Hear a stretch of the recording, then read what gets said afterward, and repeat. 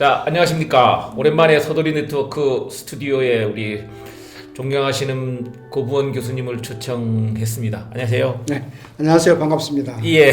익히 소장님 명성은 제가 잘 들었습니다. 예. 우리 지금 어려운 시기이기도 하고 국가적으로도 어렵고 제주도도 어렵고 그래서 우리 발전연구원 원장님도 역임하시고 제주연구원으로 바뀌었습니다. 아, 맞습니다. 예. 제주도에서 제주대학교에서 올해 교편도 잡으시고 34년 5개월 했습니다. 예, 우리가 그 거시적인 관점에서 제주도에 대한 얘기를 좀 할까 해서 우리 초청을 했고요. 여기 음악 소리도 괜찮고 좋죠? 예. 아주 분위기가 예. 남자는 또 무드에 약합니다. 무드가 아주 좋습니다. 저 클래식에 예. 아주 견해가 아주 높다고 그래가지고 70년대 클래식에 빠져가지고 네. 구쟁기다방에서 6시부터 8시까지 예, 구쟁기다방은 어디 있습니까? 소라다방입니다. 아, 소라다방. 저 중앙성당 예. 지금 또 있죠. 그 바로 예. 맞은편에 2층에 소라다방, 구쟁기다방이라고. 그럼 몇 살 때 그저께 그게 70년대니까 제가 49년생이니까 한 25에서 6. 아, 네. 25, 6에 그 다방에서 클래식 음악을 예, 주로 들었.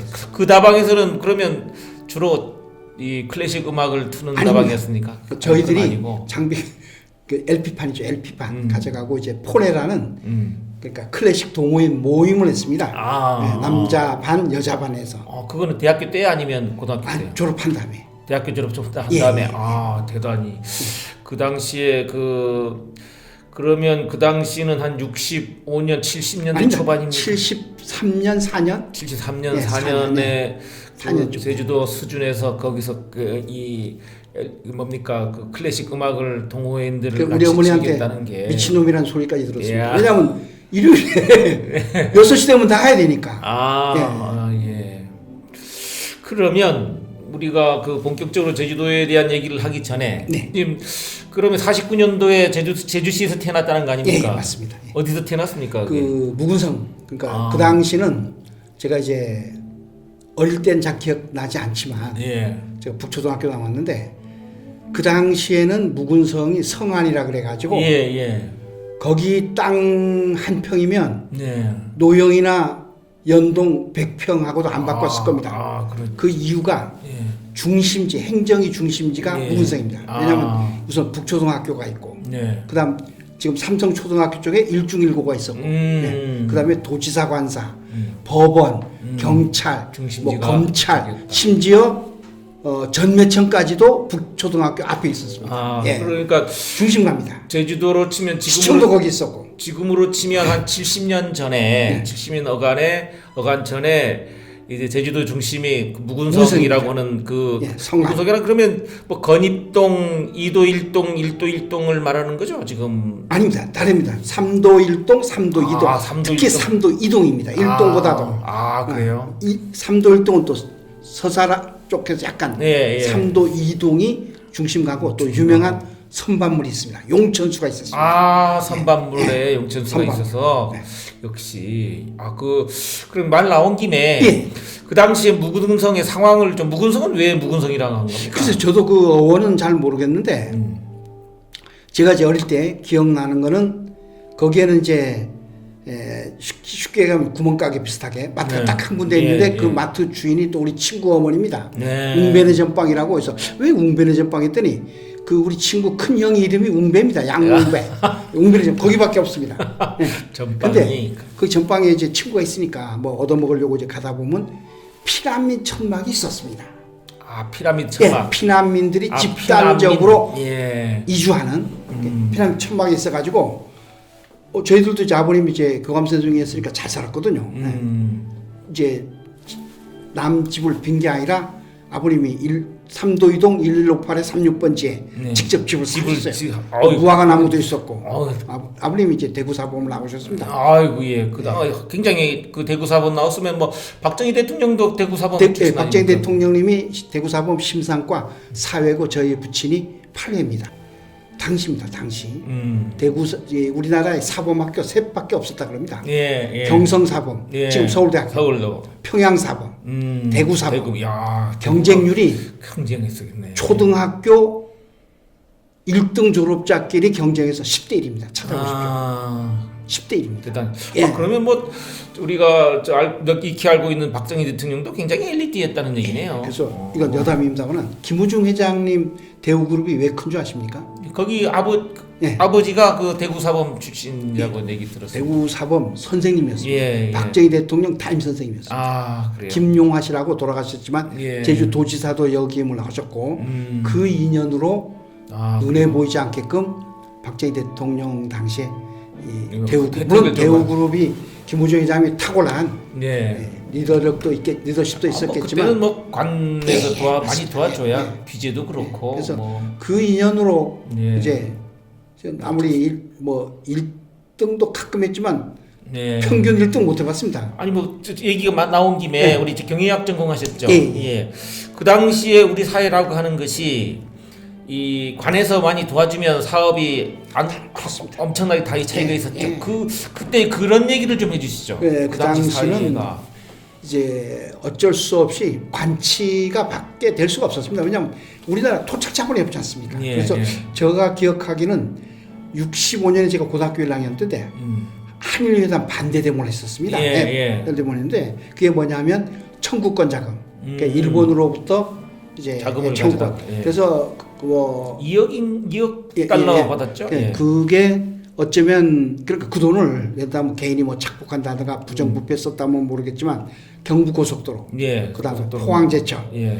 그런 어떤 우리나라의 기간 산업을 예, 맞습니다. 하는데 시드머니가 됐기 때문에 저는 물론 굴욕적인 거죠. 예, 우리 정말 그걸 돈으로 어떻게 환산하겠습니까? 그 흘린 피를. 네. 그래도 그게 그래도 이제 실용적으로 갔다는 뭐 거예요. 차관 받은 것도 아니지 않습니까? 예. 그런 시드머니가 있었기 때문에 그때 경제개발 뭐 5개년 개혁 이렇게 뭐 2차, 3차까지 가도 아마 그때 2억 달러가 무상이고 또 2억이 차관이었던 걸로 기억하는데. 제가 없죠. 그러니까 그렇죠. 그 당시에 포항제철 뭐 상상도 못할 겁니다. 예. 경부고속도로 생각해보죠. 다 미쳤다고 했지 않습니까? 예. 그래서 그런 것들 그래서 우리 그 당시에 초등학교 다닐 때 보면 시내버스가 없었습니다. 제가 기억은. 또 북초등학교가 제가 57년에 1학년 일반으로 들어갔는데 제 기억으로는 10반까지 있던 걸로 기억하고 있습니다. 그래서 오전반, 오후반 나눈 걸로도 기억하고. 근데 제일 재밌는 게 저는 이제 이 친구 북초등학교 나온 줄 알았더니 이게 동초등학교 나왔더라고요. 누가요? 아니 우리 친구가 예. 4학년 때 이게 학생들이 많아보니까 나눠버렸습니다. 나눠서 동쪽은 동초등학교. 야, 그러면 북초등학교가 지금 가보면 규모도 크게 남지 않은데 뭐 거의 지금 뭐 예. 남쪽에 사는 친구들은 남국민학교, 용담에 사는 친구들은 서초등학교 이렇게 다 나눠버린 겁니다. 예. 그 정도로 규모가 컸었습니다. 그러면 그 당시에 제주도 상황이 아마 우리나라 그 동난 6.25 이후에 우리나라의 제주도에 피난민들이 많이 왔던 상황인데 피난민 천막이라고 해서 아마 지금 한 90세쯤 되신 분들은 다 기억할 겁니다. 거기에 너무 이렇게 위생이 안 좋아가지고 돌아서 갈 수가 없습니다. 골목이 거기밖에 없으니까 돌아서 가려면 지금 저 탑동 있잖아요. 글로 돌아서 가야 돼요. 그때 당시에 피난민들에게도 자식이 있었을 텐데 이 사람들도 다 북초등학교 다녔을 거 아니에요? 못 다녔을 겁니다. 제가 기억할 때는. 그러면 어디? 왜냐하면 피난민 천막 다니면 알 수 있는데 아주 거기서 그래도 조금 그 중에 극히 일부만이 전 다닌 걸로 알고 있습니다. 학교를. 예. 그러면 뭐 매일매일 먹고 살기가 바쁘니까. 그 월사 그 당시 학비를 이렇게 받았는가 보네. 뭐 기성예비 하여튼 잘 모르겠습니다만은 그래도 이제 학용품도 사야 되고 가방도 사야 되고 그런 여건이 기성예비를 내지 않았는가 생각돼. 저는 뭐 이제 너무 어려버리니까. 그러면 그게 제주도 사회가 그 당시 제주도 물론 관치 중앙 집권 시대이긴 김영관 도지사님 때인가 하여튼 그렇게 지금 기억을 하는데. 그러면 그 사람들한테 또 어차피 어떻게 찾아오던 손님인데 그 사람들한테도 교육의 기회를 줘야 되는 거 아니에요? 없었던 것 같아요. 제 기억은. 왜냐하면 제가 한 번은 저희들은 그래도 반직이라는 거 소장님 모르시죠? 예. 아버님이 제주여고 교감 선생님을 하셨기 때문에 네, 그때 지금 카루텔 있는 자리가 제주여고가 있었습니다. 예. 그래서 비교적 이제 잘 살았죠 아버님이. 부자죠. 어떤 개인주택을 가졌으니까. 제주여고는 공립이었지 않습니까? 아니 사립입니다. 아 사립이었다가 네, 사립입니다. 지금도 사립인가요? 네, 사립입니다. 아 사립입니다. 네. 아마도 그 당시에 그런 수준이 있었다는 것은 이제 이 시내 한복판에 있어서 아마 좀 여유가 있는 분들이 예, 자제들이 다니고 그래서 그런 문화를 유지하지 않았나 싶은데. 그래서 이제 제가 우리 이제 반제기라는 게 쌀반 보리반입니다. 아 예. 반제기. 그래서 아버님이 워낙 바쁘니까 제가 또 아버님도 독자지만 저도 혼자거든요. 그러니까 우리가 3남 4녀인데 그 당시는 동생이 저하고 12살 차이니까 태어나지 않은 때였습니다. 남동생이. 예.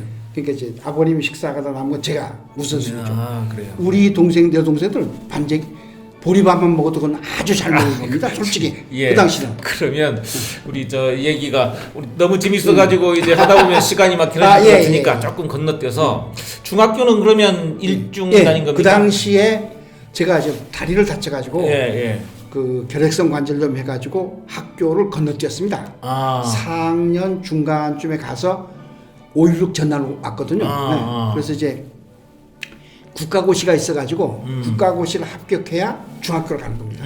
그래서 제가 무은성이기 때문에 지금 서문시장 쪽에 예.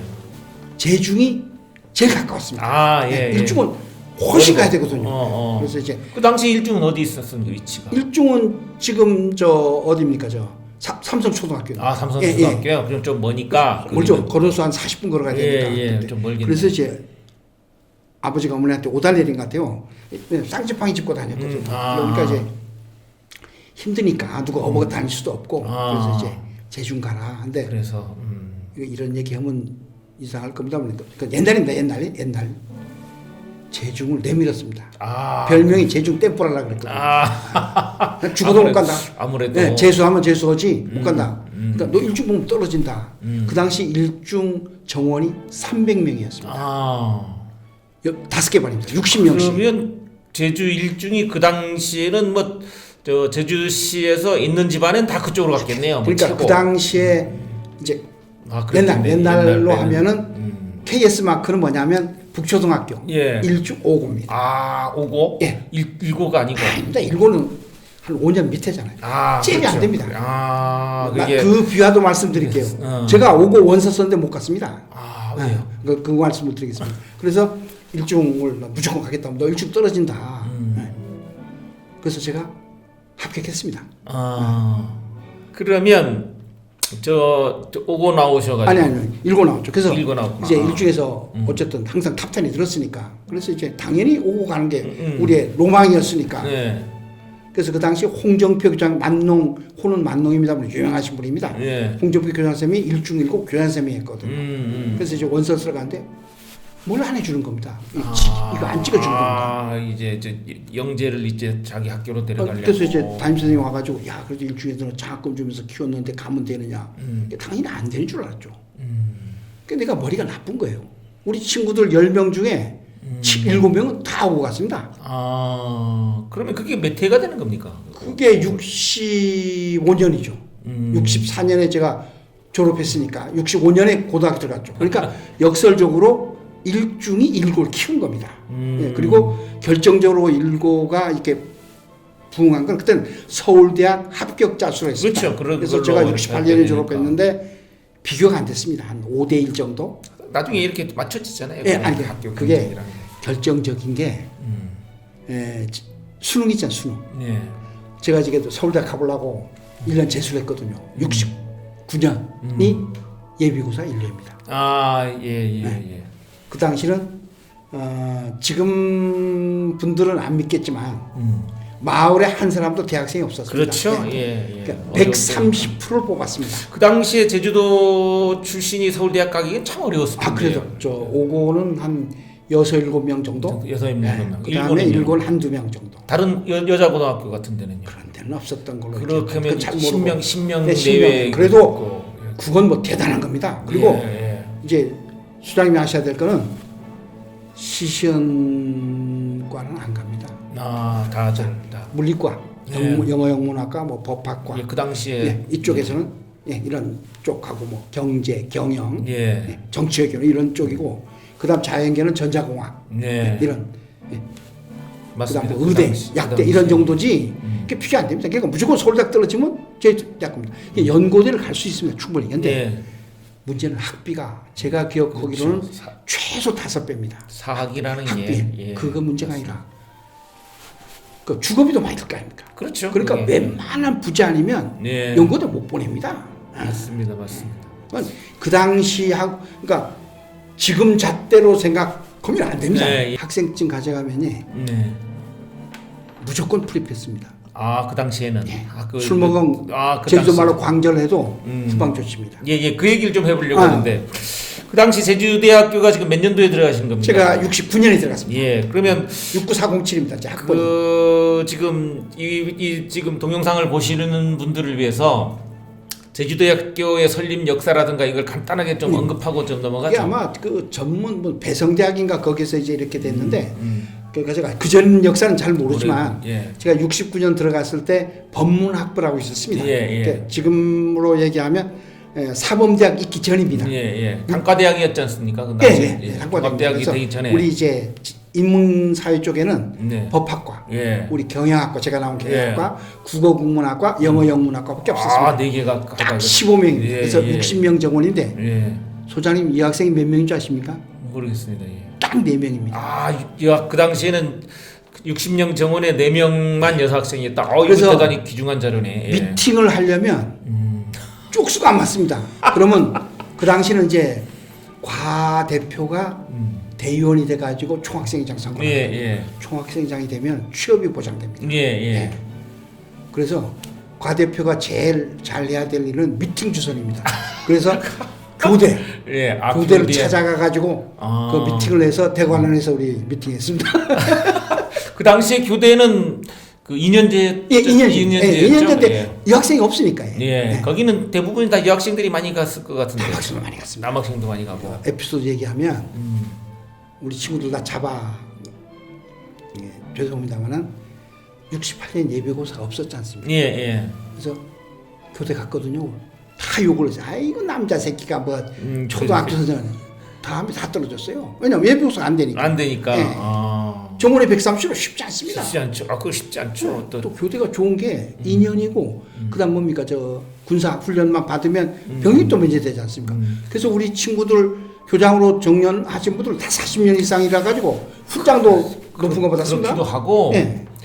제주대학교에 정원이 없기도 했지만 그 60만밖에 안 돼서 못 들어가기도 했지만 그 당시에 경제 상황이라는 것이 열악해가지고 대학 간다는 건? 교대 장학금이 많아가지고 교대를 많이 갔잖아요. 그렇죠. 옛날 맞습니다. 사범학교 저희 아버님이 예, 예, 예, 사범학교라고 예. 해서 아는데 사범학교에서 교대로 바뀐 거고. 그러니까 국비가 맞습니다. 100% 국비였잖아요. 군대도 좀 그러니까 우리 제주대학 들어가기가 예, 쉽지 않습니다. 비용이. 그다음에 그 인문학부는 그렇고요. 자연학부라든가 자연 쪽에는 농학과 뭐 공학과 원예학과 그다음 수산학부 농수산학부라고 아, 하죠. 여자는 유일하게 농가정학과가 있었습니다. 아, 농가정학과가 있어요. 아. 그래서 우리가 제조학과고 배구 먹으려고 하면 네. 아무리 뭐 때문에 안 되느냐 우리 여학생이 없지 않습니까? 저기는 농가정학과가 거의 지원하더라고요. 어? 그러면 우리 이 배구 선수들이 여학생 쳐다보느라고 막 개손하고 해서 내한테 죽게 욕먹고 했는데 우리 후배들이. 그러면 제가 그 당시 대학교는 과가 8개.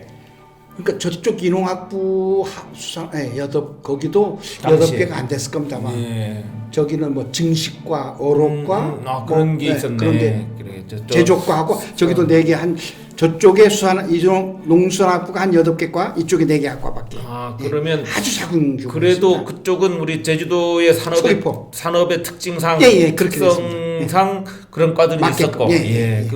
그렇네. 그런 건 또 합리적인 것 같아요. 그 당시는 그래서 거기는 서귀포. 예. 제주 서귀포에- 나중에 이제 통합되면서 서귀포에 용담 학교를 우리 둬가지고. 용담에서 다녔거든요. 아. 그러면 지금 그 당시에 학생 수는 다 합쳐 서귀포까지 다 합쳐도 한 300명 정도 되지 않을까요? 300명이 안 될 겁니다. 우리가 15명씩 4개 학과고 8개 학과 15명이 정원이니까 예. 한 150명? 예. 네, 200명이 안 됐던 것 같습니다. 그러면 제가 궁금한 거는 예. 이제 단과대학 있다가 종합대학으로 바뀌지 예, 않습니까? 그게 근데 이게 그 당시에 이 도민들이나 이게 단과대학에서 종합대학으로 좀 확장시켜 달라라고 요구가 있었을 겁니다. 언제부터 요구가 그게 시작된 아마 제가 기억해서 지금 제주대학 캠퍼스가 30만 평인데 예, 예. 그 당시 그 역시 정치적인 게 중요해가지고 현호봉 예. 국회의원 유명하신 분 있잖아요. 예. 그분이 아마 원내 총무할 때 된 예. 걸로 알고 있습니다. 그래서 그런 그때 그 비서관을 돌아가신 그 영문학과 하고 양 교수님 이름을 또 갑자기 생각이 안 나가지고 그분이 비서관 했거든요. 예. 왜 그걸 잘 아느냐면 내가 제주관광여행사 총과장이 있을 때 이분이 전무였거든요. 양호진 교수님. 그래요? 양호진 교수님이 현호봉 그래요. 저 원내 총무 비서장이었어요. 그러면 그때 계획을 세운 거죠. 현호봉 그 당시에 국회의원이 저 우정예로 들어가지 않았나요? 그게 그 당시에 당시는 민주공화당이 뭐 최고예요. 최고니까 우리 박정희 대통령 만든 바로 당이고. 직속이니까 또 뭐 군부 독재 시대이고 하니까 근데 만약에 그런 게 없었으면 종합대학 설립되는 안 되죠. 것도 굉장히 오래됐을 절대로 안 됩니다. 그게 참- 왜냐하면 그래서 그 이제 이쪽에서는 앞으로 몇십 년을 모르잖아요. 예. 그 당시 30만 평은 어마어마한 거. 맞습니다. 예. 그걸 지정을 한 거죠. 예. 그래서 이제 뭐 이제 국회의원도 뭐 우리 몇 년도죠? 한 70? 80년도에 됐을 겁니다. 80년도인가 81년도에. 그래요? 예, 늦게 됐습니다. 그러면 왜냐면 그 당시로 그 학교 들어가던 후에도 한 12년 동안 지나야 이제 그렇죠. 제가 종합대학이 된 68년에 거니까. 졸업했으니까 12년? 네. 그 당시 제주도의 국가 사업 중에는 그 사업이 제일 큰 역사가 되는 거죠. 그러니까 이제 다 국비로 한 거죠. 예, 그러니까 그래서 큰 이제, 거네. 이제 국립대학이 딱 됐는데 캠퍼스가 다 안 되니까 예. 용담하고 제가 조교할 때 또 예. 제가 교수된 때도 84년 5년까지도 용담에 가서 제가 강의한 걸로 알고 있습니다. 그런데 종합대학이 됐다 하더라도 그 당시 제주도의 경제 상황이라고 하는 것이 각의 뭐 GRDP라든가 1인당 GDP가 형편없이 낮았을 텐데 학교 그 수요가 되겠습니까? 그거? 그러니까 이제 국가 지원을 많이 받은 것 같아요. 예를 들면 뭐 교수님들 인건비라든가 그다음에 거기 뭐 왜냐면 국립대학이지 않습니까? 예, 그러니까 맞습니다. 이제 정치적인 예산은 정치가들이 그래서 아마 그 당시에 이제 국회의원들이 굉장히 뭐라 그럽니까? 그 당에서도 예. 높은 자리에 있었던 것 같아요. 맞아요. 그런 예. 지원을 많이 받아가지고 그거는 이해가 되는데 예. 제가 궁금한 거는 학생 수들이 차야 될 거 아닙니까? 최소 그런데 50%는 차야 되는데 학생들이 가난해가지고 제주도가 가난해가지고 그 학생들이 찼을 거냐 이 얘기를 하는 그 거예요. 말씀드리겠습니다. 예. 아마 다 뭐 말을 하면 뭐 제주도로 몰리고 네, 싸우면 예. 인서울입니다. 다 서울로 가려고 하는데 예, 있는 사람들은 문제가 다. 생긴 게 서울대 정도면 가죠. 근데 그 가는 사람이 극히 적지 않습니까? 예. 그리고 돈이 좀 사립학교는 아주 또- 부유한 집안은 연고대까지 가는데 솔직히 삼국지대학 뭐 대학을 폄훼하는 건 아닙니다만 근데 우리는 삼국지대학이라고 그랬습니다. 건국대학교, 단국대학교, 예. 동국대학교. 그런 문화는 저도 그러니까, 서울에서 학교 다니시면 그러니까 그런 게 좀 있었죠. 이제 그때 부모님들이 좀 깨었지 않습니까? 예. 안 보내려고 그런데. 연고대는 너무 돈이 많이 들고 그렇죠. 서울대는 실력이 안 되고 안 되고. 그렇다고 이제 조금 그 낮은 대학 가면 그 돈만 들고 뭘 할 거냐. 그래서 아마 또 학구열이 교육열이 아마 제주도 이제 부모님들이 굉장히 높은 걸로 알고 있습니다.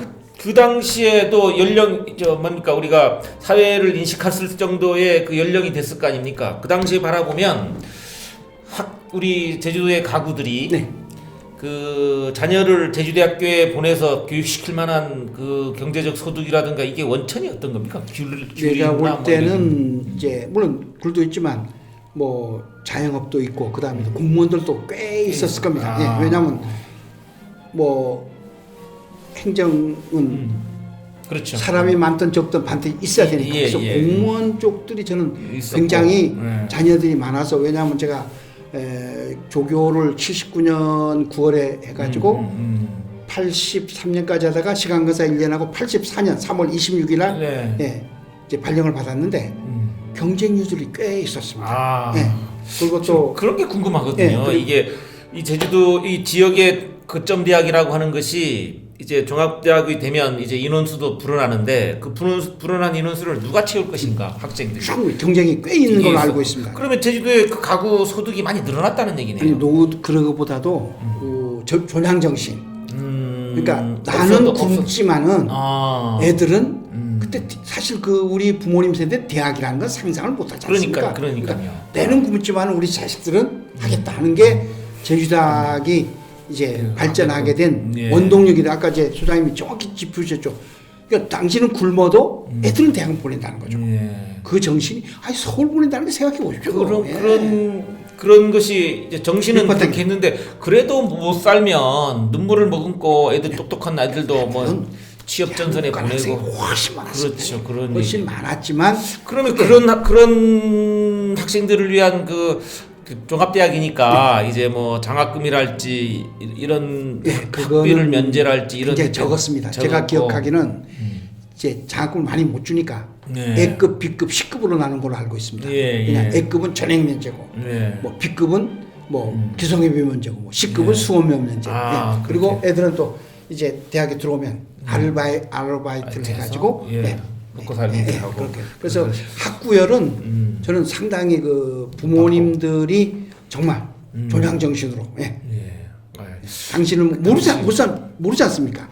부모님이 얼마나 고생하는지. 그런 당시를 이렇게 생각하고 얘기하다 보면 좀 경건해지는 마음이 좀 있어요. 이게 그래서 부모님들 그걸 모르죠. 지금 세대들은. 이렇게 그런 그 누군가의 희생에 의해서 이루어진 거라고 생각하면 그 희생에 이 감사를 드릴 수밖에 없는데 좋습니다. 뭐 거기까지 얘기하고 우리 사회 얘기를 좀 해야 되는데 자 그러면 그 당시에 이제 그 우리나라 그러니까 70년대 그러니까 70년대의 제주도의 상황이라는 게 그 박정희 대통령 시절에 정말 어려웠습니다. 우리 그 제주도가 감귤 산업을 이제 띄운 거죠. 맞습니다. 농업으로는 감귤 산업, 수산업으로는 수산업은 제가 잘 모르긴 합니다만 그래도 이렇게 한림망, 그다음 성산포, 애월랑 이런데 그나마 그래도 그 소득에 수산업도 굉장히 많은 영향을 미친 걸로 알고 있습니다. 왜 그런가 하면 청정한 지역이고 요즘 보면 중국이 와서 아주 싹쓸이 해가지 않습니까? 그것도 제가 뭐 정확하게 그쪽에 전문가는 아니겠지만 그 수산업을 통한 소득도 제주도민들을 부유하게 하는데 큰 일조를 했다고 생각합니다. 그다음에 그러면 수산업, 농업, 그다음에 관광업, 관광 얘기를 해야 되는데 그 관광의 시작은 어떻게 된 겁니까 이게? 글쎄 그 제가 60년으로 기억합니다만은 제주도를 무전여행이 천국이라 그랬습니다. 왜 무전여행이 한번 찾아보시면 나옵니다만은 그 대학생들이 육지에 있는 대학생들이 돈 없지 않습니까? 그래서 이제 전국 일주하면 제주도까지 와야 될 거 아닙니까? 근데 문제는 배로 와도 태풍 불면 한 일주일 동안 못 가거든요. 무슨 전신환이 있습니까? 뭐 친척이 있습니까? 그런데 제주도 인심이 너무 좋아서 먹여주고 재워주고 아니 그거를 그분들이 기억해가지고 찾아와서 그 마을에 와서 찾았대요. 사실 자기 대학생 다닐 때 차비도 받고 그래서 무전여행이 천국 아마 나이가 90세쯤 됐겠죠 아무래도 나이 드신 분들은 다 기억을 합니다. 그 당시에는 이제 관광지 그 데스티네이션 그러니까 관광 목적지에서 사람들의 인심이 좋아서 무전여행하기 좋다. 그런 이미지가 좋아가지고 제주 관광이 이제 융성하게 된 결정적인 동기는 저는 신혼여행이라고 생각합니다. 신혼여행. 신혼여행 얘기를 해야 되는데 신혼여행을 우리나라 국내에서 신혼여행을 다닌다. 그리고 제주도로 온다는 건 비행기를 타야 되는데 그 정도 되려면 소득이 일정 부분 올라야 되는 거 아닙니까? 그때가 어느 정도 그러니까 신혼여행이 제주도 천국이 된 게 우리가 그렇지 않습니까? 결혼 때는 몇 해 동안 모은 돈을 다 쓰거든요. 그때 아니면 방법이 없지 않습니까? 오지 않습니까? 그러면 그 당시 이제 우리 친구가 개인 택시를 해서 하는데 제일 돈을 많이 벌었습니다. 그때는 TV 프로도 뭐 신혼은 아름다워 해가지고 그때 막 그런 걸로 보면 그 유명한 호텔만 데리고 다니면서 그런 프로그램도 했었는데 그런 게 아마 야, 그러면 다양했다는 거죠. 제가 볼 땐 그 개인 택시라든가 일반 택시들 운전사들이 가이드를 해준 거죠. 그러면 그 시기가 몇 년도입니까, 우리가? 시기가 아마 70년대부터 80년대까지 아마 계속. 그러니까 예전에 제 기억으로는 저는 성산 지역에 있었습니다만은 관광지 아닙니까? 그러니까 그때 보면 이제 그 택시에서 신혼여행 태워가지고 그게 비디오 기사가 맞습니다. 달려서 찍어서. 이렇게 하고 그랬죠. 연관 산업, 그 소위 말해 우산 산업으로서 역할을 충분히 했던 것 같아요. 이게 아까 좋으신 말씀하셨는데 이게 파급 효과가 크다는 거죠. 그러니까 이 기사가 이게 가이드도 해주고 식당에 들어가고 그다음 사진 찍고 그걸 또 이제 앨범으로 만들어주고 모든 걸 하니까 이게 이제 나는 이제 이거 돈 많이 드니까 여기서 하겠다 하는데 그거 보면 샘나잖아요. 그렇다고 샘표 간장 싸서 먹을 수는 없고. 그렇죠. 가자 이거죠. 왜냐면 신혼 때 아니면 그렇게 쓸 수가 없습니다. 그리고 부모님 입장에서 조금 빚을 내서라도 평생 딱 한 번인데 제주도 가자.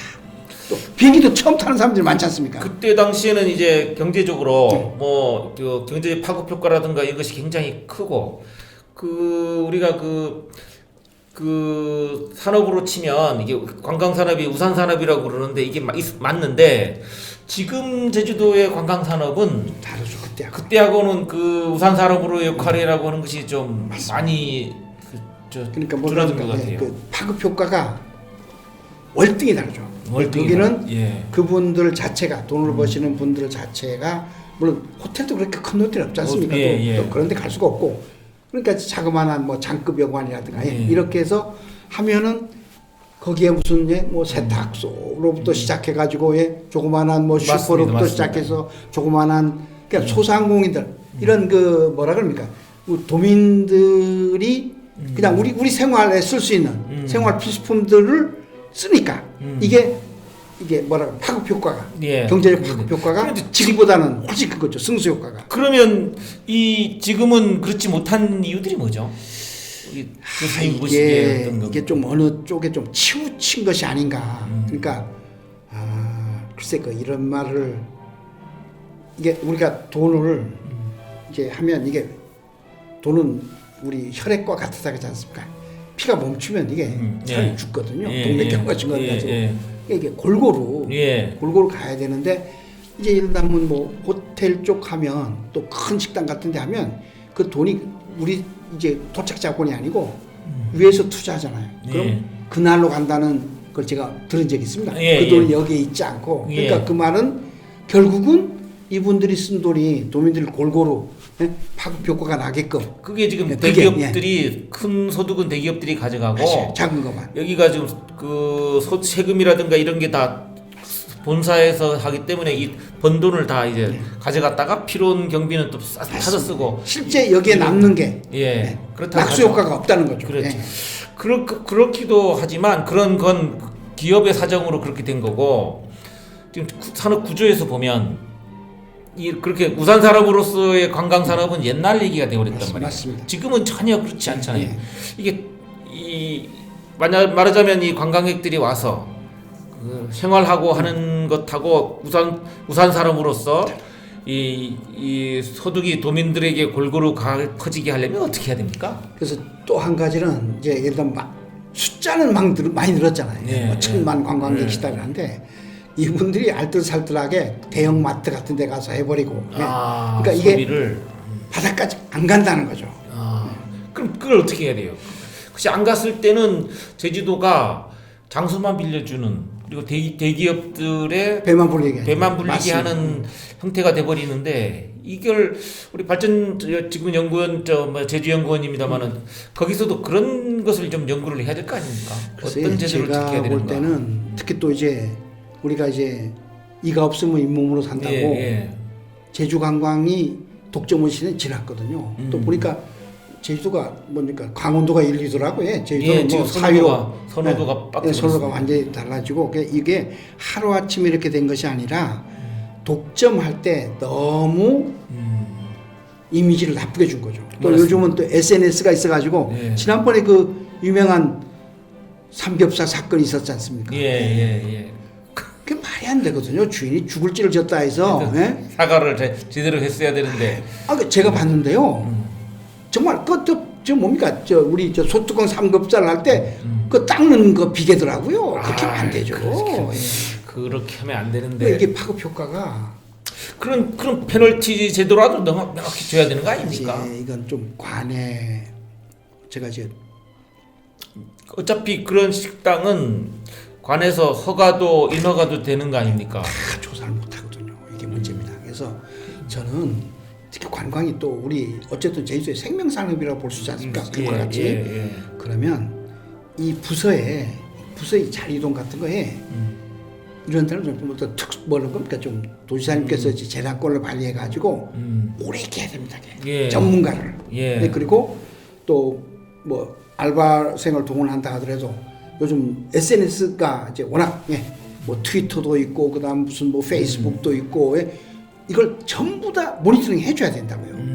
제가 이제 어떤 분이 기자분이 이제 제주도 관광에 대해서 제주도 굉장히 사랑하는 분입니다. 실명으로 나왔던데 칼럼도 많이 썼대요. 그래서 이 정책 당국을 좀 비난하는 걸 썼더라고요. 자기가 이제 하다가 그분이 이제 기자를 그만둔 거죠. 그래서 제주도 이제 관광이 좀 많이 달라졌겠다 해서 했더니 자기 옛날에 15년 전에 지적했던 불친절, 바가지 대책도 똑같다는 겁니다. 그러니까 쉽게 말씀은 개정판도 안 나오고 징보판도 안 나온 겁니다. 요즘 또 징보 1판, 2판, 3판 나옵니다. 그게 참 뭐 그런 현상을 뭐 여러 번 보기도 하는데 계속 불만만 얘기할 수는 없으니까 우리가 그 대책이 없습니까? 그러니까 제가 볼 땐 사실 어디입니까? 제주관광공사도 있지 않습니까? 지금 그러니까 소위 말하자면 지금 제주도가 국내에서는 제주도가 관광 국내 수요자들한테는 최고 선호하는 관광지였다가 지금은 강원도가 1등이 돼버렸다는 거 아닙니까? 거기는 지금은 소득이 더 늘어나서 제주도로 올 수 있는 여건이 더 좋음에도 불구하고 그러니까 역주행한 거죠. 옛날에는 이제 소득이 높아야 그러니까 비행기 타고 와야 되니까 맞습니다. 비용이 많이 드니까 그럴 수도 그거는 이해가 되는데 지금 그런 거는 문제가 있다는 거죠. 그러니까 소위 말하자면 그 원인을 딱 우리가 누군가 보고 있을 수도 뭐 있고 하니까 그 원인을 딱 짚으면 일단 가격 경쟁에서 떨어지는 거 아닙니까?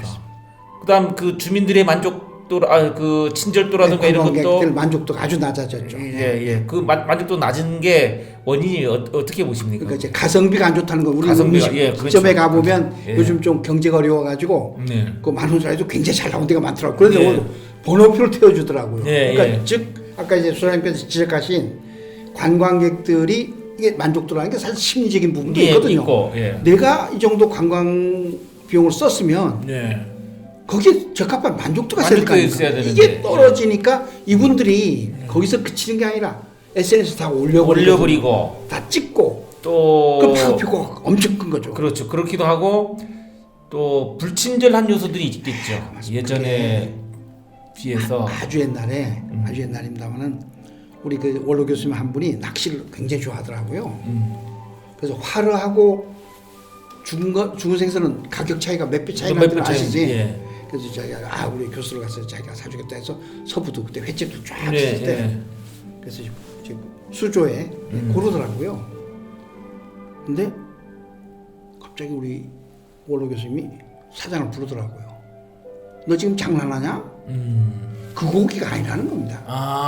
그러니까 보는 앞에서 때렸는데 바꿔치기 한 거예요. 그러니까 이분은 식감으로 한다는 겁니다. 선수가 있는지 모르고 그냥 죽을 쩔졌다 해가지고 그러니까 정직하게 해야 됩니다. 정직하게. 그리고 그렇죠. 신뢰가 그러니까 있어야죠. 이제 우리 뭐 광학 박사도시고 이제 마케팅도 하시니까 그게 있거든요. 내가 불만족하지 않습니까? 불만족의 해소됐다고 해서 내가 그 전 상태로 절대로 돌아가지 않습니다. 용서되지가 않죠. 어디 감히 맞습니다. 이러겠죠. 그러니까 이제 우리가 옛날에 뭐 고객 만족은 옛날 얘기입니다. 개정판 나온 건 아시죠? 고객 감동까지도 아실 겁니다. 감동까지도. 그 다음에 징보판 나왔습니다. 고객 기절입니다. 기절. 감동해가지고 기절할 정도로 잊어버리지 않거든요. 기절까지는 몰라도 이게 속이려는 마음은 없어야 되는데 참 정직해야 됩니다. 그게 네. 좀 문제인 것 같아요. 제가 이제 제가 보는 데는 이 제주도에서 그 유명한 식당이 있는데 한 30년 됐구나. 거기는 얼마나 장사가 잘 됐냐면 처음에 집을 빌어서 했습니다. 어디라고 말씀드리지 않고 그다음에 너무 잘 되니까 주인이 나가라 그랬어요. 아, 네, 또 이사 갔습니다. 이제 거기다가 잘 되니까 게스트하우스까지 만들었어요. 오라동 쪽입니다만은 또 나가라 한 거예요. 해안동 이제 계신 분인데 열받아가지고 아예 사버렸습니다. 잘 되면 이제 질투를 그래서 많이 하죠. 그거야. 이게 거기는 재료비가 올라도 절대로 가격은 이상하지 않습니다. 왜? 그동안 내가 이 손님들로부터 많이 받았기 때문에 더 웃긴 건 뭔지 아십니까? 그렇게 유명한 맛집인데 관광 버스가 한 대도 없습니다. 아예 안 받습니다. 아, 아예. 왜냐하면 기사도 줘야 되고 그렇게. 그다음 가이드도 줘야 되고 여행사도 줘야 되고 예. 그거 갖고 안 된다는 겁니다. 예전에는 우리가 그 대량 관광 시대에는 그런 문화가 아주 막 추정 60분 이런 소위 르포 프로에 많이 나왔지 않습니까? 그 성은부리의 바가지. 근데 지금 그런 이미지가 남아 있거든요. 지금은 그런 거는 좀 덜 하겠지만 그래도 있죠 아직은. 그 지금 이 사태가 계속되면 관광 산업은 일정 부분 시설 산업 아닙니까? 시설은 해놓고 그 질 높은 투자금이 회수 안 되면 난리가 그렇죠. 나는 거죠. 질 높은 관광객들이 오질 않고 또 온 사람마저도 안 쓰는 거죠. 그 쓰지도 않고 이 산업 구조에 이제 우산 산업 역할을 맞습니다. 전혀 못 하고 네. 이러면 미래가 뻔한 거 아닙니까? 그래서 이제 요즘 이제 보니까 그 OTT 네. 그러니까 넷플릭스 같은 예. 이런 거 그러니까 관광객도 다르대요. 네. 그러니까 1인 관광 시대가 돼 버리니까 개별 관광 시대가 되니까 왜냐하면 이제 뭐 음악을 좋아해 가지고 뭐 뉴진스라든가 뭐 BTS라든가 뭐 하이브라 이런 사람 그러니까 음악은 음악 그다음 OTT면 OTT 그러니까 영화 과거에 보면 저희도 그 영화 촬영 장소로도 유명하고 있지 않습니까? 그러니까 이런 그 관광객들이 유인할 수 있는 다양한 방법도 있을 겁니다. 근데 아까도 말씀드렸지만 개정판 증보판이 없어요. 그렇죠, 네. 그렇죠. 그러니까 업계에서가 관광업계에서가 계속 새로운 상품을 만들어줘야 되는데 네. 특히 이제 그 가성비가 높은 맛집. 예. 사실 보면 맛집이 많은데 관광객이 없더라고요. 그런 어려운 질문을 하나 드린다고 하면 지금 우리 저 도치다님이 우리 제주대학교 출신이고 맞습니다. 또 교수님 제자인 걸로 알고 있습니다만은 이게 그 관광 산업을 농업이나 그다음 수산업이나 이런 것들은 키우고 뭐 신재생 에너지라든가 뭐 우주 산업이라는 거 이렇게 맞습니다. 하고 그러고 있는데 관광 산업은 포기할 수 없는 산업 아닌가요? 제주도 지금 뭐 가성비가 높거든요. 왜냐하면 시설 투자가 생각만큼 그렇게 많이 드는 게 아닙니다. 또 그리고 이게 금방 투자하면 투자 회수율이 높지 않습니까? 아무래도.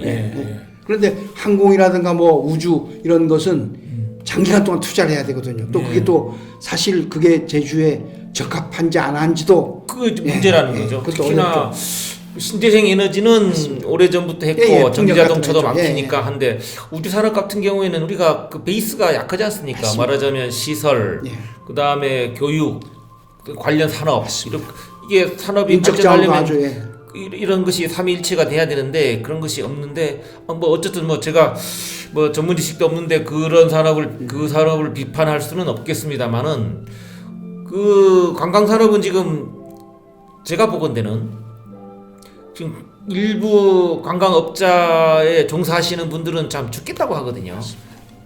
그러면 여기에 그 에너지를 집중해야 될 것 같은데 예를 들면 무슨 말이냐면 이 가성비가 약하다. 그러면 가성비가 높게 예를 들면 숙박비도 좀 내리는 캠페인도 좀 해주고 그리고 친절 캠페인도 해주고 그리고 실제로 관광객들이 오시면 불편사항이라든가 이런 민원이 들어올 때 사실 아까 그 소뚜껑 삼겹살 같은 경우에도 이런 민원이 제기되면 신속하게 그걸 이제 컴플레인을 제기하고 그런 문제가 발생했는데 죄송하다고 하지 않고 또 오히려 불만을 더 키웠다고 하면 페널티도 제공하고 그 페널티를 적용했다는 것을 또 그분들에게 알려주고 이런 그 행정의 뭡니까 일을 해야 되는데 지금은 그 관광 관련된 그 부서 일부만 관광 일을 하는 것 같아요. 도지사에 관심이 없는 거 아닙니까 혹시? 그럴 수도 있고 내가 볼 땐 관광은 어느 한 부서만 됐다고 되는 게 아니거든요. 그러니까요. 예. 예. 그러니까 우리 그 토탈 예. 전사적으로 예. 전도적으로 관광의 영향도 집중해야 되고 제가 예산은 제가 잘 살펴보지 않았습니다만은 예, 예, 아까 예. 이제 수장님 말씀한 대로 그런 그런 것이 좀 어떤 있죠. 인프라를 구축하는데 또 그다음에 이제 SNS 활동하는데 이런데 예산을 투자를 해야죠 당연히 투자 없이 어떻게 그 과실을 우리가 받아들이겠습니까? 뭐 국내 관광 경쟁지로서 강원도를 비교를 하면 서울의 그하고 비교해 가지고 이 접근성도 좋고 그 제주도로 치면 이제 제주도에 실망한 사람들이 갈 거 아닙니까? 그리고 관광 인프라는 제주도보다 훨씬 떨어짐에도 불구하고 그쪽을 선호한다는 거는 저는 굉장히 위기라고 보거든요. 그때 일본 같은 경우도 이제 참 일본이 그 엔저 현상 때문에 예, 맞습니다. 그게 또 제주 관광으로서는 굉장히 그래서 타격을 받는 거죠. 외부 환경에 의한 것이니까 일시적인 예, 거니까 예, 어쩔 수 맞습니다. 없다 하더라도 강원도한테 그 수요 밀린다는 거예요. 예, 맞습니다. 밀린다는 거는 대단히 크게 예, 위협을 맞습니다. 느끼고 자존심 문제입니다. 그러니까 그 왜냐하면 제주도는 그 관광 산업의 비중이 높고 맞습니다. 또 우리 국가 차원에서도 이 국토개발계획 같은 데 보면 제주도는 그 뭡니까 그 지구단위 계획도 있지 않습니까? 예, 여러 가지. 관광 예. 산업을 주 산업으로 여기고 있는 곳이라서 이게 대단히 크거든요. 이걸 바탕으로 해서 외국인이나 내국인들이 많이 온다는 것을 바탕으로 해서 다른 산업이라든가 이게 구성이 돼야 되는 구조 아닙니까? 근데 이게 안 되면 제주도에 무슨 매력이 있습니까? 외국인들이라든가 이런 게 오진 않고 그러면 왔다 하더라도 경쟁력도 떨어지고 오는 사람들의 수준이라든가 이게 또 예전처럼 수준 있는 사람이 오는 게 아니라 그냥 소풍지나 아니면 뭐 어쩔 수 없이 오는 뭐 수학여행 이렇게 정도로만 해서는 안 되지 않습니까? 그래서 제가 이제 한 가지 뭐 이제 아이디어라면 사실 젊은 세대들은 이 취향에 맞추기가 쉽지 않을 겁니다. 그렇죠. 또 이게 이제 픽스도 고정된 게 아니라 시시각각으로 변하더라고요. 한 번에 이렇게 하다가 한 번 저쪽 이거에 맞춰서 하려면 이거 안 되지 않습니까? 그래서 제가 볼 때는 오히려 시니어 예, 그러니까 맞습니다. 예. 이분들은 그런 어느 정도 안정된 그 연금도 받고 예. 또 요즘 세대가 그렇더라고요. 내 돈 내가 가진 돈 다 쓰고 죽자.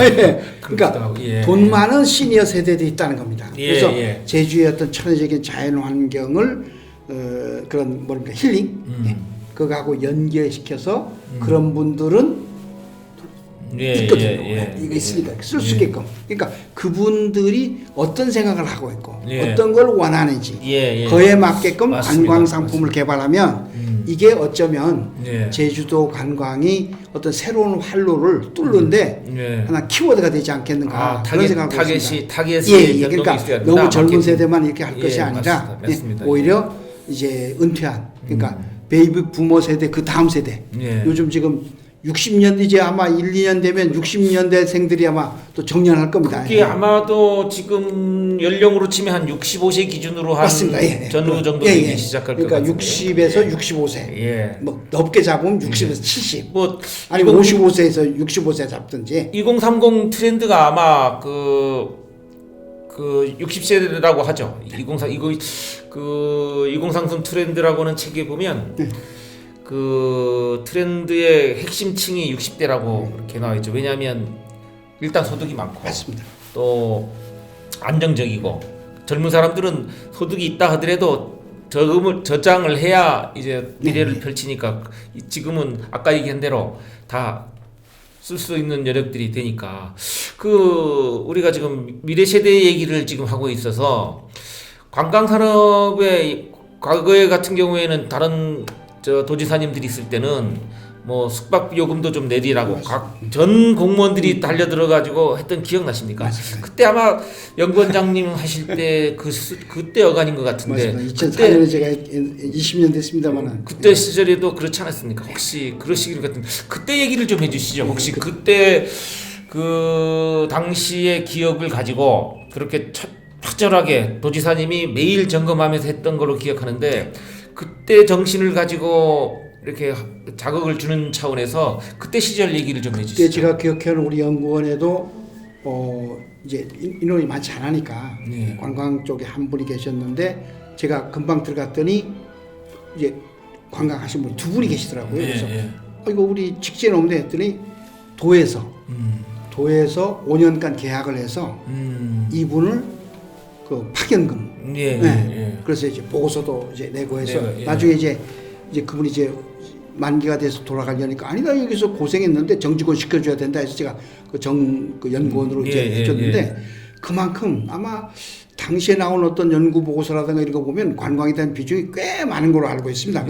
도가 그런 어떤 그 관광 산업의 중요성을 이제 알아가지고 물심양 또 의회도 아마 도와줬으니까 가능한 걸로 알고 있습니다. 그래서 이제 뭐 다 지나간 얘기긴 하지만 앞으로 어떤 목표 시장을 정해서 아까 꼭 뭐 이제 시니어 세대들만 할 것이 아니라 20, 30대, 30, 40대, 50대 각 세대별 타겟 마켓을 딱 정해가지고 그분들을 위한 새로운 관광 상품을 개발하고 그러니까 관광공사라든가 관광협회라든가 또 이런 그러니까 민관학이 같이 이렇게 컨소시엄을 맺어가지고 관광이야말로 정말 굴뚝 없는 사람 아닙니까? 친환경 산업이고 또 사실 부가가치는 상당히 높다 그럽니다. 가능성이 있습니다. 그 옛날에 그러니까 말하자면 지금 강원도에게 뺏긴 이리자리라든가 이게 지금 떨어진 위상 이런 걸 봤을 때 다시 회복이 가능한가요? 이거는 이제 지사님의 이제 어떤 식의 정책을 펼 것이냐. 이게 자꾸 회자가 돼야 됩니다. 그 버틀러라는 사람이 이제 관광지 수명주기란 걸 내놨잖아요. 지금 우리가 뭐 고전적인 얘기긴 합니다만은 이 상태에서 뭐 그런 수명주기까지 거론할 필요가 있는지는 모르겠습니다. 우리가 그 수명주기를 놓고라도 어느 상태에 와 있는지를 봐야 될 거 아닙니까? 맞습니다. 지금 그 몇 년 동안의 그 급격한 성장기 예를 들면 그 1,700만 명까지 왔었다. 맞습니다. 그래가지고 지금 오버 투어리즘 얘기가 한참 부르다가 지금은 쏙 들어가 버리지 않습니까? 그럼에도 불구하고 그 오버 투어리즘의 그 때문에 지금 제2공항도 반대 여론이 또 높게 형성되어 있었고 한데 지금은 정책이란 말이에요. 맞습니다. 그럼 이제 이 정책이가 버틀러에 의하면 이제 앞으로 어떻게 갈 것이냐 정책도 중요하고 하면 오버 투어리즘이라고 하면 내려가는 게 당연하죠. 정책적으로 받지 말아야죠. 오히려 관광이 더 줄어들어야죠.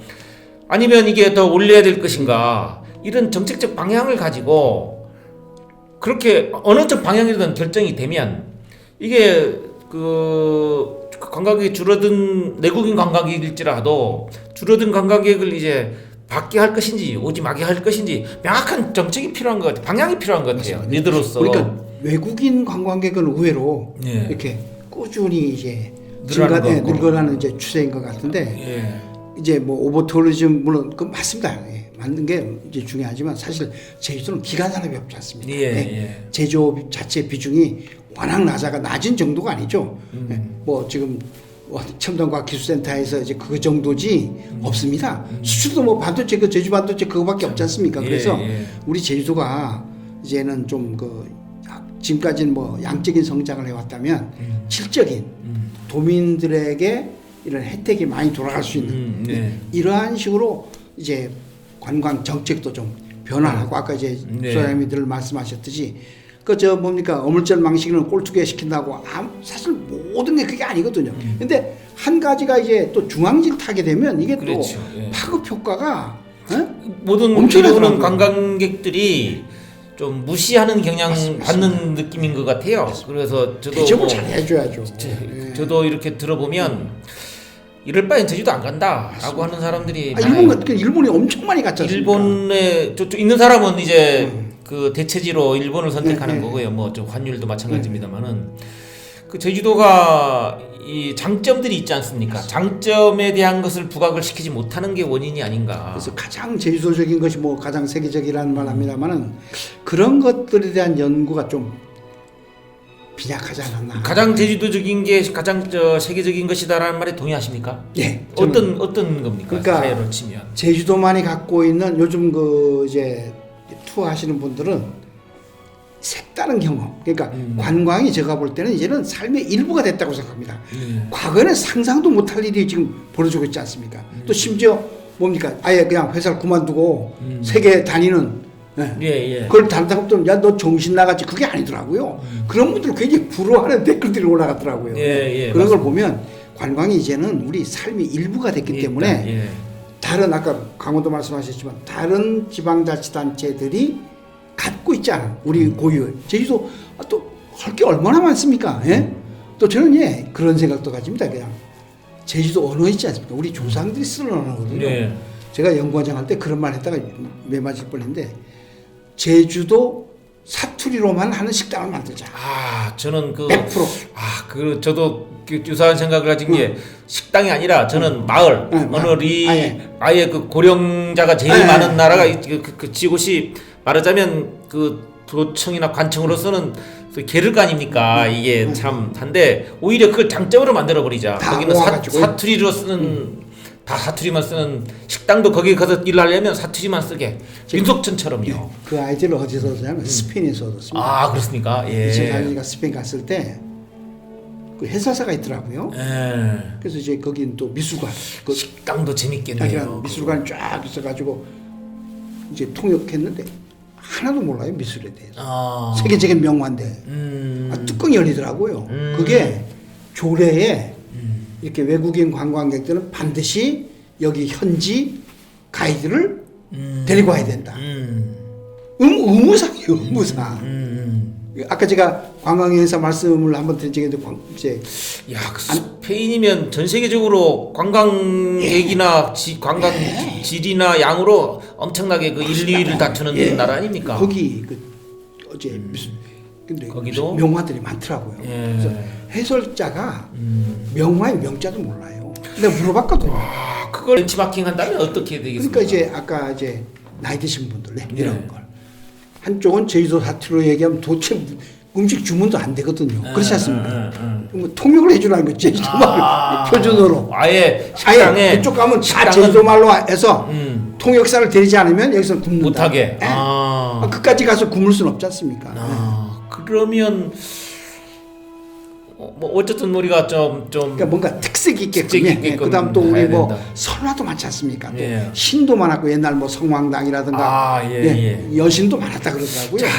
그 대목은 좀 할 얘기가 좀 있긴 한데 그냥 뭐 나왔으니까 넘어가 버리죠 뭐. 지금 우리가 지금 그 JDC 핵심 사업 중에 우리가 그 몇 개가 있는데 그 중에 하나가 그 신화 역사공원이라고 하는 게 있지 않습니까? 그 JDC가 그 일을 했는데 지금 그게 그 원래 본연의 목적대로 달성이 됐나요? 잘 안 되는 것 같습니다. 내가 볼 때는 그때 당시에 연구원장님이 맞습니다. 그 당시 실제 선도 프로젝트에서 했는데 그 문제는 아무리 그 방향이 좋아도 이게 누가 운영하느냐에 따라 달라지는 것 같아요. 라든가 많이 점검해 보셨습니다만은 제주도의 정체성을 바탕으로 관광객을 받아들이지 않은 이론적 배경이지 않습니까? 그래서 뭐 8천 시민이 그 특히하고 뭐 설문대 할망이라든가 이런 좀 특이한 문화를 관광에 이렇게 접목시키자고 하는 건데 그 정신이 지금 하나도 없고 땅 장사 분양시키는 데만 있단 말이에요. 이거 어떻게 회복이 안 됩니까?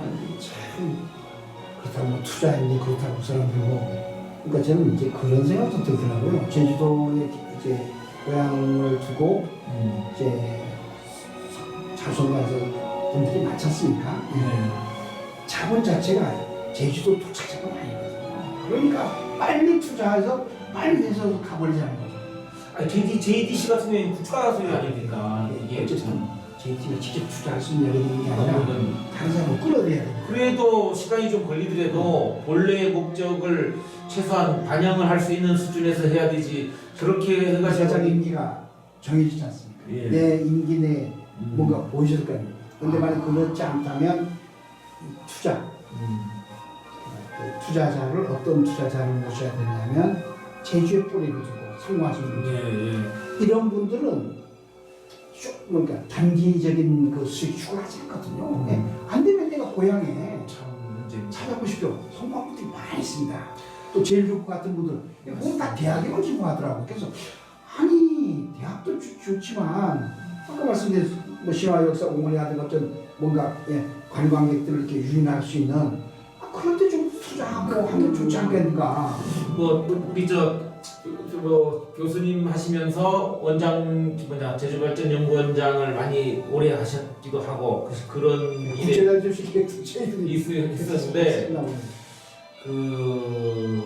사실 저희 세대입니다만은 책임이 있지 않습니까? 사실 지금 이렇게 된 지경에 이르기를 물론 다 그 고난이라는 게 연속되어진 건 아니지만 이게 그 시대를 살던 선각자 내지는 지식인들의 책임을 안 따질 수가 없는 거 아닙니까?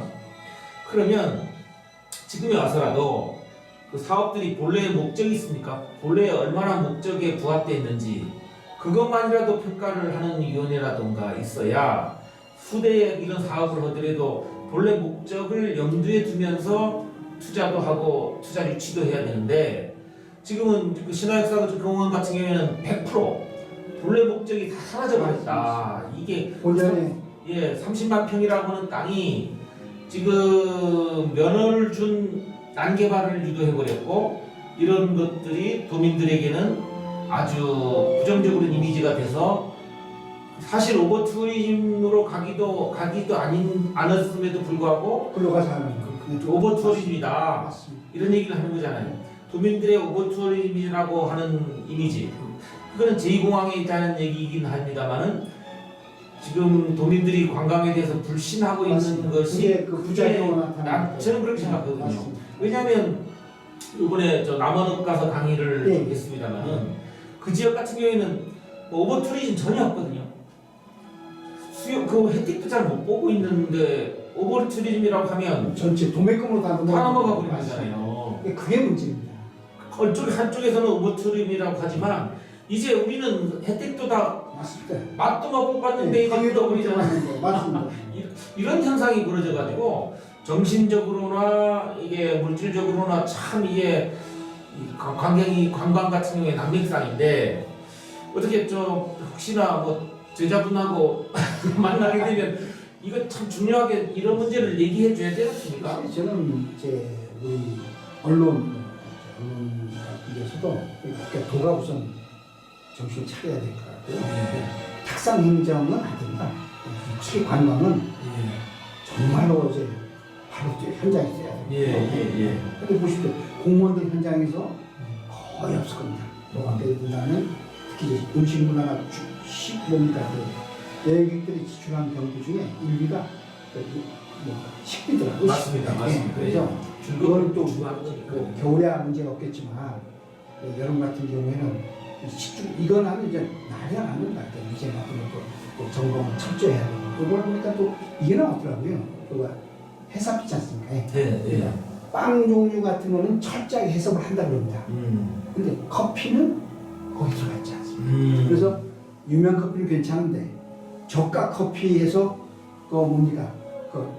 식품위생법 위반으로 고발된 걸 일반 사람 잘 모르더라고요. 그 기자가 이거 왜 커피를 해석을 안 하느냐.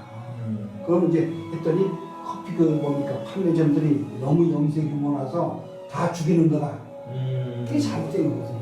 제주도만이라도 그러니까 조례를 고친다든가 해서라도 쉽게 이제 수산업 어쨌든 식품용 이런 우리 먹는 먹거리 이런 거만큼은 철저하고 그래서 제주도 가면은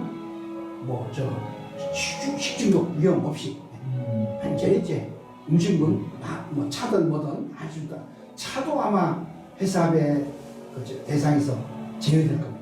그러니까 이런 자그마한 것부터 시작해가지고 아까 이제 소영아 좋은 말씀하셨는데 전반적으로 내가 볼 때는 리모델링을 해야 됩니다. 전반적으로. 점검회의를 제가 보기엔 이게 지사님이 기회가 저 같은 사람이 목소리가 전달되겠습니까만 적어도 한 달에 한 번씩이라도 점검회의를 해서 이걸 점검하는 회의를 해야 됩니다. 옛날 우리 삼김시대 하면서 구시대라고 욕했지만 그분들은 이런 걸 했거든요. 근데 그 후에 분들은 더 못했음에도 불구하고 그 사람들 욕하는 것 같아요. 지금 중심이 없지 않습니까? 중심. 그래서 적어도 핵심 산업, 종사자도 많고 생명산업이라고 하죠. 생명산업이라고 할 수 있는 몇 가지는 한 달에 한 번씩 예, 거기 관련 부서 그러니까 정리해야 하면 되지 않습니까? 넓게 예. 관련 부서에서 예. 보고도 하라고 하고 무관기관 다 오라고 그래가지고 예, 성과도 보고하라고 하고 그 기관에서 지금 역할을 하고 있는 게 어떤 것인지도 점검하고 못하고 있으면 질직도 하고 그렇게 해야 되는 것 같아요. 근데 저는 도의에도 그렇게 젊은 사람도 많고 인원도 많음에도 불구하고 이런 걸 못하는 거 보면 참 제주도의 그 탑 클래스의 위에 있는 리더 그룹들이 역할이 참 못하는 것 같아요.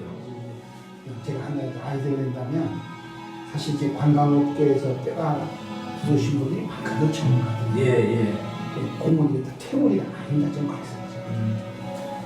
역사입니다. 예. 그분들을 이제 자문위원을 모셔가지고 아까 제가 예. 표에 말씀한 대로 정리를 한다든가 또 그분들 이제 현직에 계신 분들 대상으로 이렇게